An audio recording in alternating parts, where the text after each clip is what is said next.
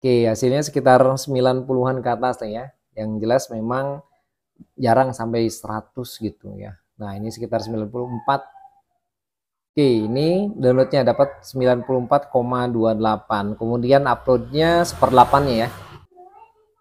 Oke, terus dan hasilnya, wow, wow, wow, wow, wow, wow, wow. Ya kita dapat sampai 196, 97, 98 ya. 198,38 megabyte per detik. Assalamualaikum warahmatullahi wabarakatuh. Ketemu lagi bersama saya di channel ini, channel Sobat Jarkom, channel seputar tutorial dan pemasangan jaringan komputer. Oke sobat, pada video kali ini saya akan memberikan tutorial bagaimana cara menggabung bandwidth. Oke, kita ngobrol lagi terkait dengan bandwidth internet. Sayang sekali kalau kita punya dua bandwidth dan satunya nganggur misalkan. Seperti yang saya alami, satunya sudah aktif 100 Mbps dan saya kira yang 100 Mbps lagi sudah di close ya, sudah ditutup, tapi ternyata masih aktif dan masih dibayar. Kenapa nggak kita manfaatkan? Mau dipasang satu-satu, butuh router lagi.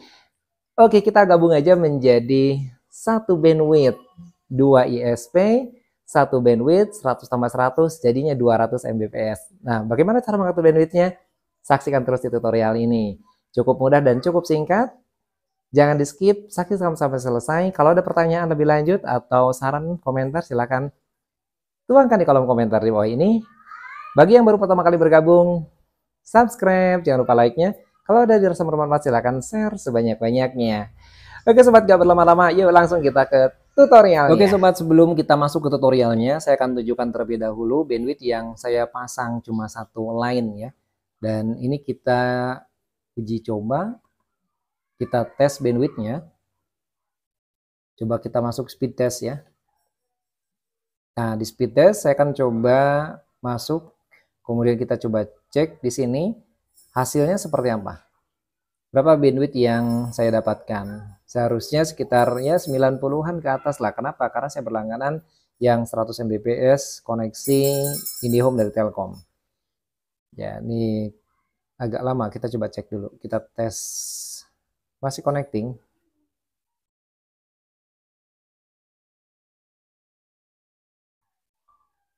Nah, kadang-kadang begini ya. Aneh. Ente kadang-kadang. Oke lah, kita coba tunggu dulu. Mas, terus kita tutup dulu. Oke lah. Oke, enggak. Nah, ini hasilnya ya.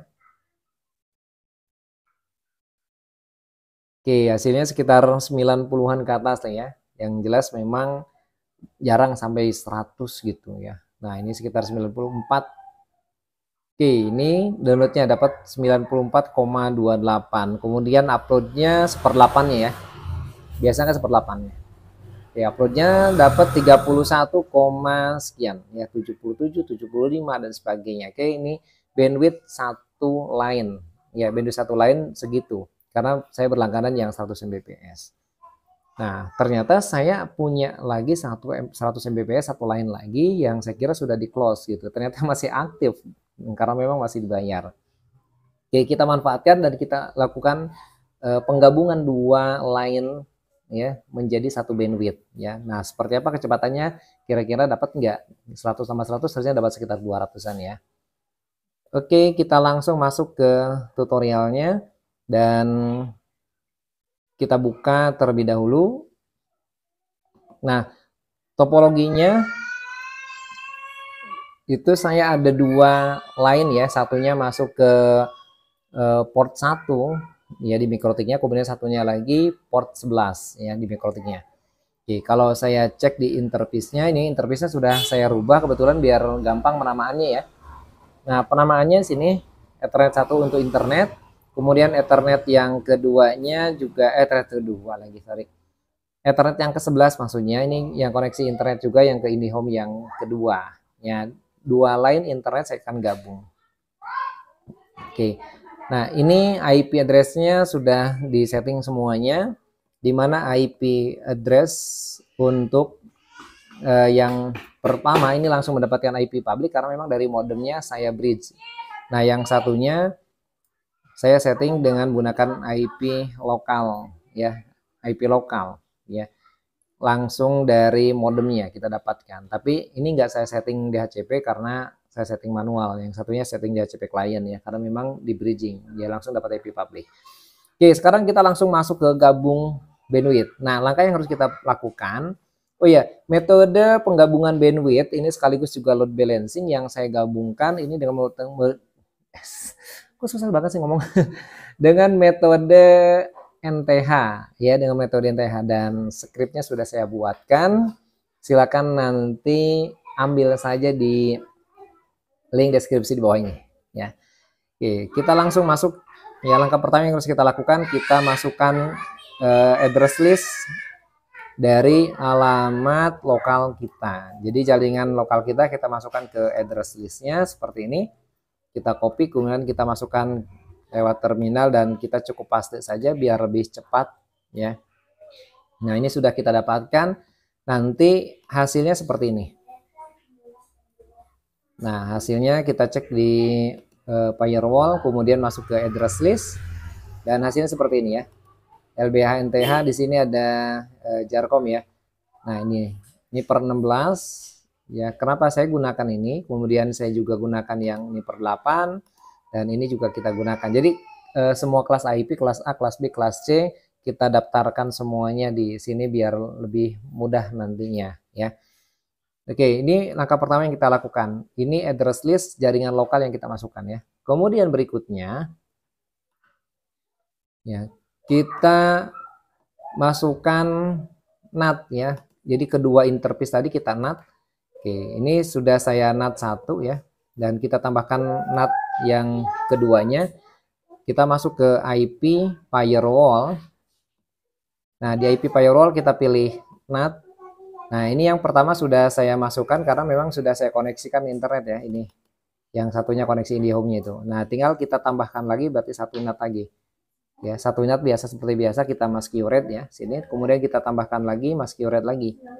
Oke, kita tambahkan dan kita ke general dulu, source NAT, kemudian out interface-nya kita masukkan ke interface yang satu lagi, yaitu kalau di sini saya menggunakan Ethernet 11 ya. Nanti silakan sobat sekalian disesuaikan dengan topologi jaringannya. Kemudian actionnya, nah actionnya ini kita pilih masquerade ya, sama dengan NAT, konfigurasi NAT untuk line yang pertama tadi ya, untuk koneksi internet yang pertama. Oke, ini kita apply dan kita oke. Nah, ini NAT sudah selesai. Langkah berikutnya kita masukkan ke Manjel ya. Nah, di Manjel ini sudah juga saya siapkan skripnya biar lebih mudah. Ini tinggal copy saja. Nah, dari sini ya kita copy. Nah, ini kita masukkan ke terminal, kita buka new terminalnya dan kita klik kanan di sini paste. Oke, nanti dia akan menambahkan secara otomatis. Nah, seperti ini kita enter, hasilnya seperti ini. Jadi di Manjelnya sudah kita tambahkan dan di sini terlihat sudah langsung ada proses ya. Oke. Nah, berikutnya dari Manjel kemudian kita lari ke bagian route. Nah, kita tentukan route sesuai dengan jaringan yang atau koneksi lalu lintas data yang sudah kita tangkap di Manjel tadi. Nah, lagi-lagi sudah saya siapkan skripnya untuk mempermudah. Kita masuk ke IP route. Nah, ini tinggal kita copy saja. Kemudian kita masuk ke new terminal kembali. Ya, kemudian kita paste di sini. Oke, ini sudah masuk ya, semuanya di enter. Sudah masuk. Hanya memang perhatikan pada bagian ini, nah koneksi IndiHome-nya di sini kan sudah pernah ditambahkan gitu ya. Sorry. Koneksi IndiHome di sini kan sudah pernah ditambahkan. Maka yang sudah pernah ditambahkan di sini kita satunya disable. Ya, ini kan sudah pernah ditambahkan karena memang defaultnya kan DHCP ya. Kalau DHCP otomatis route juga akan ditambahkan kalau DHCP client ya. Nah, maka ini kita tutup saja. Ya. Yang ini kita hilangin ya. Yang otomatis nggak bisa dihilangin. Tuh, ya nggak bisa kita hilangin. Maka yang kita hilangin yang ini, yang baru kita tambahkan. Nah, ini boleh kita hilangin atau bila kita disable seperti ini. Ya. Jadi sekali lagi saya jelaskan, langkah pertama yang harus kita lakukan adalah kita setting terlebih dahulu ya masing-masing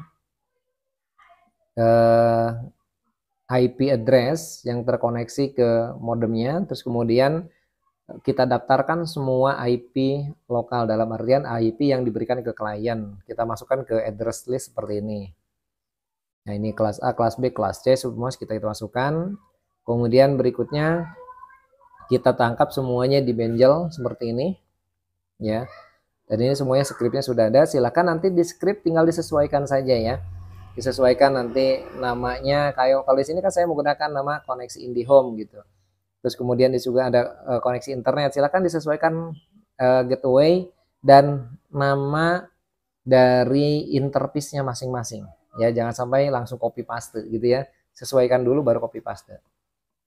Oke.